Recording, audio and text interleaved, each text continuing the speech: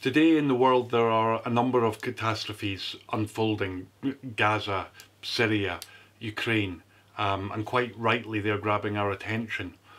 Meanwhile, there's another catastrophe of a much larger scale unfolding quietly in southern Africa, where they're experiencing their worst drought for over 100 years.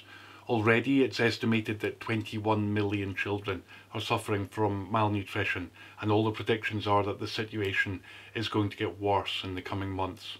The governments of Malawi, Zambia, and Zimbabwe have all declared states of emergency.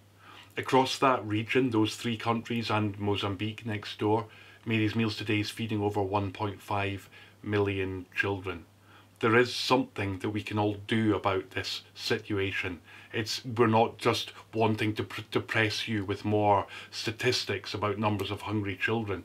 We're here to ask you to support our emergency appeal, because we see in each one of those meals that we serve in those countries, we keep hope alive, we keep children alive, we give the opportunity for them to gain an education that we know can change things in the long term, that will allow those countries to escape this cycle of hunger and poverty.